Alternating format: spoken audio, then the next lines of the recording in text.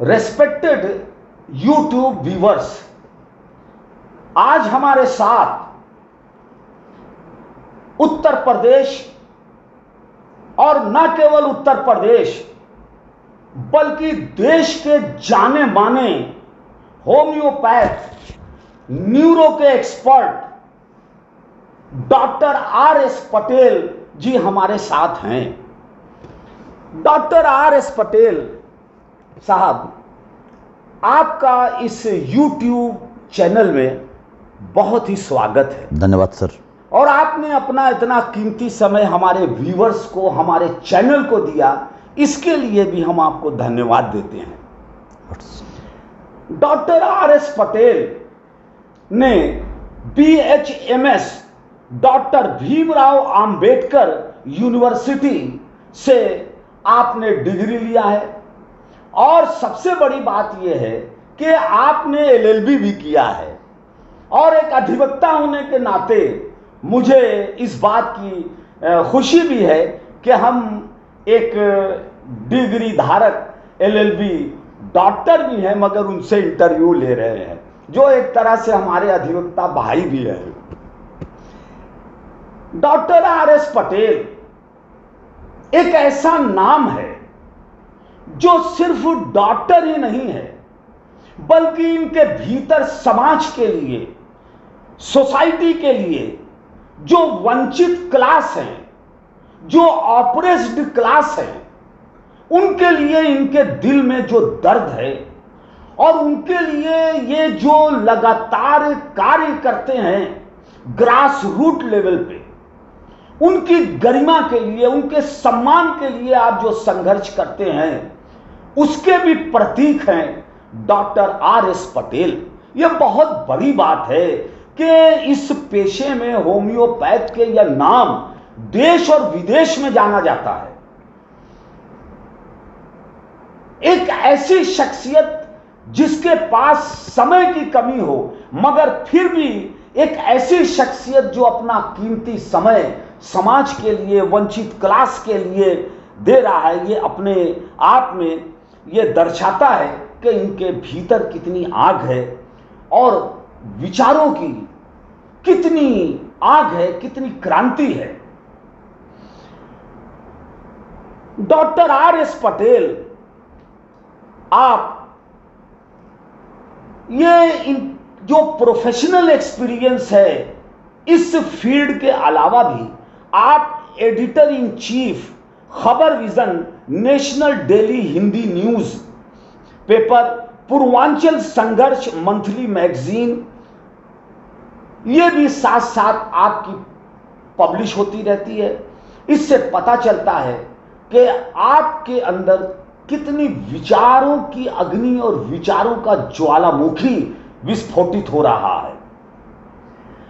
Doctor R S. Patel जी, आप इसके साथ साथ सरदार सेना के नेशनल प्रेसिडेंट भी हैं। यस। सरदार सेना का अपना विचार है और अपनी विचारधारा है, जो ऑप्रेस्ड के लिए, वंचित के लिए, शोषित के लिए कार्य करती है, वॉइस ऑफ द वॉइसलेस के लिए काम करती है, उनकी आवाज को उठाती है और सोशल जस्टिस के लिए काम करती है। Doctor R S. पटेल जी, आपका बहुत बहुत स्वागत है। एक बार पुनः हमारे व्यूअर्स ये जानना चाहते हैं कि आज के हमारे इस मॉडर्न सोसाइटी में, साइंस टेक्नोलॉजी में, जहां एक तरफ एलोपैथ है, दूसरी तरफ आयुर्वेद है और तीसरी तरफ होम्योपैथ है, तो होम्योपैथ को आज इस मार्केट की ब्रांडिंग में आप कहां पाते हैं, कैसे दिखते हैं? सबसे पहले तो आपके चैनल के व्यूअर्स और सभी विजिटर्स तथा आपको बहुत बहुत धन्यवाद। आज सुखद अवसर हम सबकी वार्ता का है, तो 2-3 सवाल आपके हैं, उस पर बहुत गंभीरतापूर्वक हम अपनी विचार रखना चाहेंगे। सबसे पहला कि धन्यवाद देशवासियों, वर्तमान परिवेश में आप वकालत के साथ वैचारिक क्रांति की धरोहर स्थापित करने की आपकी जो कोशिश है, उसके लिए मैं बहुत बहुत साधुवाद व्यक्त करता हूं। धन्यवाद। जो दूसरा सवाल आपका है कि जहां एक तरफ एलोपैथ आयुर्वेद है, वहीं तीसरी तरफ होम्योपैथी कहां है, तो सबसे पहले दुनिया के वो महामानव, जर्मन के नायक, दुनिया को एक नायाब करिश्माई पैथी देने वाले महामानव सैमुअल हैनमैन साहब को नमन करता हूं। बिल्कुल। जो होम्योपैथी के जन्मदाता हैं। श्रीमान जी, सबसे पहला कि आज होम्योपैथी दुनिया की सबसे बड़ी मॉडर्न साइंस है, सबसे नई साइंस है, हेल्थ साइंस, चिकित्सा विज्ञान का सबसे नया अवतरण है, सबसे तेज विकसित होने वाला पद्धति है, और इंडिया ही नहीं वरन पूरी दुनिया में अपनी बहुत तेजी से विस्तार करने वाली पैथी का नाम होम्योपैथी है। होम्योपैथी की अगर बात करें तो यह समय समम समयति के सिद्धांत पर आधारित पैथी है, जिसको हम कहते हैं कि बीमारी को बीमारी के कारण का पता लगाकर बीमारी के गुण दोष के आधार पर बीमारी को आपके शरीर से जड़ से समूल नाश करने वाली पद्धति का नाम होम्योपैथी है। सिमिलिया सिमिलबस क्यूरेंटर, that is a homeopathy. Hahnemann साहब बहुत बड़े जर्मन के एलोपैथिक चिकित्सक थे, बहुत बड़े नामी चिकित्सक थे। उन्होंने होम्योपैथी का आविष्कार किया और तब से आज दुनिया का ऐसा कोना कहीं नहीं होगा जहां होम्योपैथी अपनी विख्यात रूप में नहीं हो। रही बात आपके सवाल का कि होम्योपैथी कहां है, तो बस इतना से आप समझ लें कि जो केस एलोपैथी छू नहीं पाती है, जिस केस के लिए एलोपैथी परेशान हो जाती है, जिस केस के लिए एलोपैथ के सुपीरियर डॉक्टर पीजीआई और एम्स परेशान हो जाते हैं, वह केस आपकी होम्योपैथी क्योर करती है। वह केस जब पूरे देश में, पूरी दुनिया में कोरोना का दौर अपने चरम पर था, तो WHO परेशान था, कोई मेडिसिन नहीं थी। तो रिसर्च के हमारे साथियों ने, होम्योपैथी के वैचारिकों ने WHO को सुझाव दिया होम्योपैथी की दवाओं का। उस समय आर्सेनिक, जेल्सिमियम, यूपेटोरियम, इस तरह की दवाओं के कारण कोरोना पर तमाम रोकथाम का काम होम्योपैथी ने किया। जिन लोगों ने आर्सेनिक का डोज लिया उनको कोरोना नहीं हुआ, जिनको हुआ वो गंभीर नहीं हो पाए। तो होम्योपैथी, मैं फिर एक बार कह दूं, जहां हम एलोपैथी सोच नहीं पाती वहीं से होम्योपैथी का जन्म होता है। बहुत अच्छी बात। डॉक्टर साहब, एक बात और मैं कहना चाहता हूं कि अब डॉक्टर भास्वती भट्टाचार्य का भी हमने इंटरव्यू लिया, वो अमेरिका से आई थी। तो ये मार्केटिंग जो एलोपैथ ने किया, तो क्या आपको ये नहीं लगता कि मार्केटिंग में होम्योपैथ कहीं पीछे है, या क्या समझते हैं आप? क्योंकि हम एलोपैथ की जो मार्केटिंग देखते हैं, उनकी जो हाई लेवल मार्केटिंग है, और आपकी होम्योपैथ की जो मार्केटिंग है, उसमें आप क्या अंतर समझते हैं? सबसे पहले वकील साहब, दो चीज़ों को समझना ज़रूरी है कि होम्योपैथी के सिद्धांत क्या हैं। जहां एक तरफ जीवन की बाजारीकरण हो गई, बहुत अच्छी बात, होम्योपैथी उसी बाजारीकरण को रोकने का नाम है। बहुत अच्छी बात। जहां एक तरफ शरीर के अंगों के बाजारीकरण का समय आ गया, होम्योपैथ वहीं पर बाजारीकरण को रोककर आपके अर्थ और आपके स्वास्थ्य को सुयोजित और सुशोभित करने का काम होम्योपैथी करती है। तो हमारे हैनीमैन साहब ने, हमारे केंट साहब ने, हमारे हेरिंग साहब ने, हमारे तमाम होम्योपैथी के उन सिद्धांतवादियों ने शारीरिक बाजारीकरण को रोकने के लिए ही तो होम्योपैथी को पैदा किया। बहुत अच्छी बात। तो हम मेडिसिन की बाजारीकरण और शारीरिक बाजारीकरण पर विश्वास नहीं रखते। बहुत अच्छी बात। डॉक्टर साहब, ये आप होम्योपैथ में न्यूरो पे कार्य कर रहे हैं, आपकी एक्सपर्टाइज है न्यूरो पे, तो आखिर क्या कारण है कि समाज में इतनी ज्यादा न्यूरो के प्रॉब्लम से, न्यूरो के पेशेंट इतने ज्यादा बढ़ते चले जा रहे हैं? लोग परेशान हैं दिमागी उलझनों से, दिमागी परेशानियों से। क्या कारण है कि ये इतनी ज्यादा न्यूरो प्रॉब्लम्स लोगों को आ रही है? इसको आप किस पर्सपेक्टिव में देखते हैं?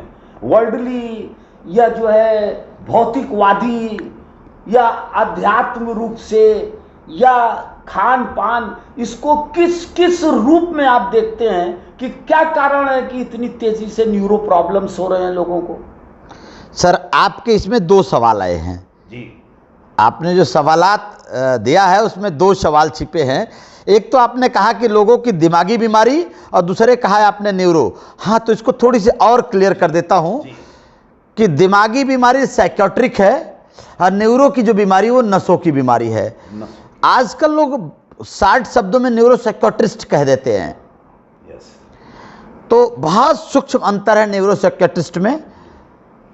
बीमार की जो बीमार है और बीमारी है, दो पार्ट है, और हम होम्योपैथी उसको अपने सिद्धांतों के अनुसार वो बीमार का इलाज करती है, बीमारी का नहीं।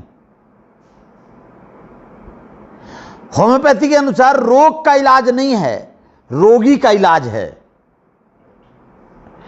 हम जिसको देख रहे हैं हमारा उसका इलाज है। आपके शरीर के अंदर जो विकार हैं, हम आपके शरीर के उस वाइटल फोर्स को एनर्जी देते हैं जो आपकी बीमारी को भगा सके। That is a homeopathy. आपके दूसरे जो सवालात हैं, एक यह कि लोगों के विचार और लोगों की बीमारी यानी लोगों के विकार। तो जो नसों की बीमारी है, असल में आज देश और दुनिया की हालात, आपने दो पिंच किया है। एक खान पीन, इसको हम अपने शब्दों में कहें तो दो चीजें हैं, आहार, विहार और विचार। वर्ल्ड वाइड ये दूषित हो चुकी है। वर्ल्ड वाइड न तो आहार ठीक रहा, न तो विहार ठीक रहा, न तो विचार ठीक रहा। बहुत अच्छी बात, वेरी गुड। जो हमारा एटमॉस्फेरिक लाइफ था, जो विहार है, आप देख ले तो हमारा वातावरण दूषित हो गया है। उसी तरह हमारे भोजन दूषित हो गए हैं, और जब हमारा वातावरण दूषित है, हमारा भोजन दूषित है, तो जो हम खाएंगे वही हमारा दिमाग गाएगा, तो विचार दूषित होगा। बिल्कुल बिल्कुल। आज इन तीन मुख्य कारणों के कारण, यही तीन मुख्य बिंदु हैं जिसमें साइकियाट्रिकल डिजीज हो रहे हैं। That is a brain. अगर हम बात करें रोगी की, तो एक रोगी का जो सबसे बड़ा प्रेजेंटेशन देता है वो दिमाग है, साइकियाट्रिक चेंजेज है। आपको अगर कहीं यहां कोई छूता है तो बताता कौन है? हमारे ब्रेन की तंत्रिका। तो बॉडी के जितने एनामल्स हैं वो सब यहां से चल रहे हैं। हमारी नसें कहां संचालित हो रही हैं? वो यही संचालित कर रहा। तो आज फिर से मैं आपको कह देना चाहता हूं, आपके चैनल के माध्यम से देश और दुनिया को बता देना चाहते हैं, आहार, विहार और विचार पर वर्तमान आर्थिक युग इतना हावी हो गया कि लोगों को पता ही नहीं चला कि वो कब आहार, विहार और विचार छोड़ बीमार बन गए। एक्सीलेंट, बहुत बहुत बहुत ही अच्छी बात आपने बताई है व्यूअर्स को, लोगों को। बहुत अच्छी बात है। डॉक्टर साहब, एक सवाल और हम करना चाहते हैं। डेफिनेटली सर जी, कि इधर हमने देखा कि लोगों को वायरल फीवर हुआ, तो पहले चेचक लोगों को होती थी, तो चेचक होने में हफ्ते 10 दिन के अंदर वो चेचक चली जाती थी, मगर लोगों को घुटने में और हड्डियों में दर्द नहीं होता था। मगर इस बार हमने देखा बनारस में और भी जिलों में कि ये जो वायरल फीवर हुआ, इसमें बड़े पैमाने पर फीवर हटने के बाद, खत्म होने के बाद लोगों की जोड़ पकड़ लिया, लोगों को चलने में मुश्किल, काफी हद तक लोग परेशान रहे, औरतें परेशान थी, किचन में काम करना मुश्किल हो गया, यहां तक कि बैठना टॉयलेट पे मुश्किल हो गया।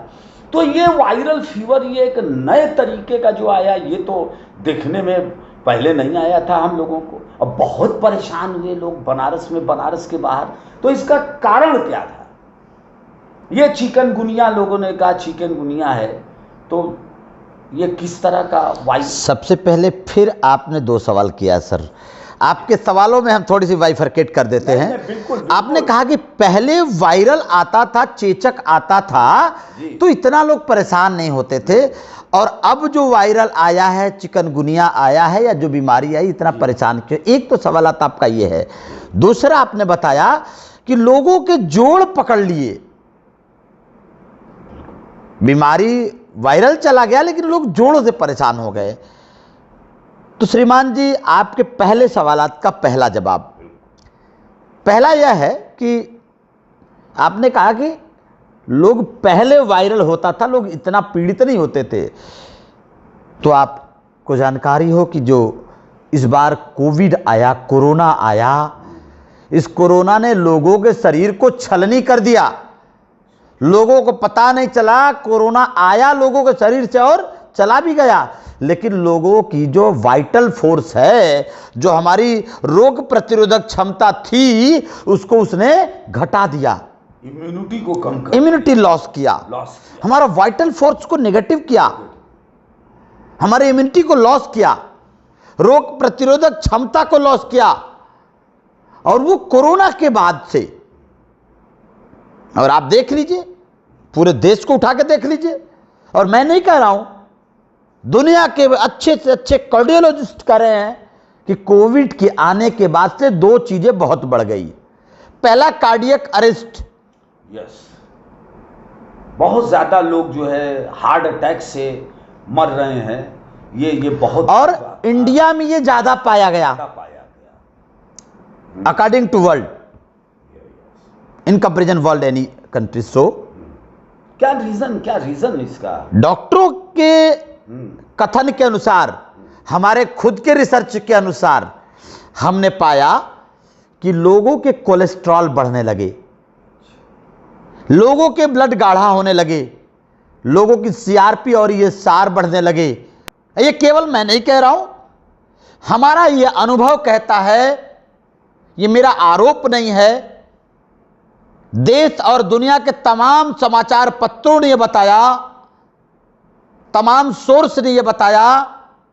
और असल में 2020 और 21 के बाद हमने पाया, हम पर डे 400-500 मरीजों की ओपीडी करते हैं, हमने ये पाया कि रोज रोज लोगों के ब्लड गाढ़ा होते गए, लोगों के ब्लड दूषित होते गए, और लोग जो हमारा ये फिल्टर पावर करता है, हमारा कार्डियक, वहां वो जाम होने लगा।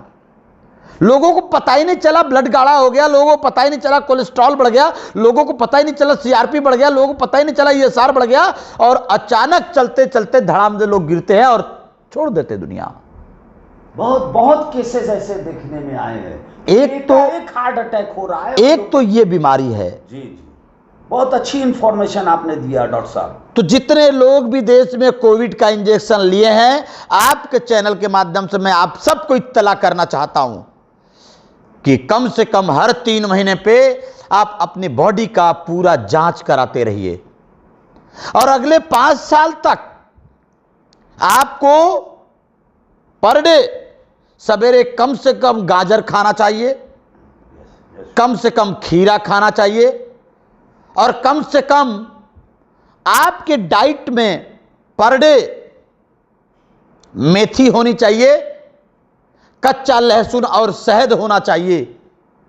और होम्योपैथी की दवाई क्रेटेगस ऑक्सी, जरूरत पड़ने पर आर्सेनिक, जरूरत पड़ने पर कैक्टस ग्रैंडिफ्लोरस भी आपके जीवन के दिनचर्या में अगले 5 सालों तक होनी चाहिए। आपके व्यूअर्स, आप तमाम साथियों को आपके चैनल्स के माध्यम से मैं ये कहना चाहता हूं, as a doctor, as a social worker, कि आज देश पे दोहरी आफत है। एक आर्थिक और सामाजिक आफत और दूसरा शारीरिक आफत। देश और दुनिया के लोग भारत की तरफ नजर उठा के देखते हैं कि भारत दुनिया का सबसे बड़ा मैन पावर कंट्री है, लेकिन यहां के मैन पावर पर जो खतरा मंडरा रहा है वो बीमारियों का खतरा सबसे बड़ा है। तो दुनिया के साथियों और YouTube चैनल के व्यूअर्स और हमारे आदरणीय वकील साहब, बस छोटी सी बात है ये कि कोविड के इंजेक्शन लेने वाले लोगों को अपनी त्रैमासिक, 6 मासिक अपनी जांच कराते रहनी है कि मेरा कोलेस्ट्रॉल सही है ना, मेरा CRP सही है ना, मेरा ब्लड सही है ना, liver and kidney and cardiac arrangement सही है ना। देन उनको आगे बढ़ते रहना है और सवेरे सवेरे अपने डाइट में वेजिटेरियन प्रोडक्ट ज़्यादा लें। स्पेशली आप सैलेड पे आ जाएं सुबह सुबह। कम से कम आपका सुबह का सलाद होना ही चाहिए ताकि आपकी बॉडी फिल्टर होती रहे। दूसरा, आपने एक सवाल जो किया, जो बीमारी बहुत तेज, आपने कहा कि ज्वाइंट्स के प्रॉब्लम क्रिएट हुए। तो श्रीमान जी, वर्तमान समय में जिनको जिनको अभी बीमारी बुखार वायरल हुआ, असल में बुखार लोगों के शरीर से कोविड के बाद बहुत कम गया। मैक्सिमम लोगों का आप चेक कराइएगा तो टाइफाइड आएगा।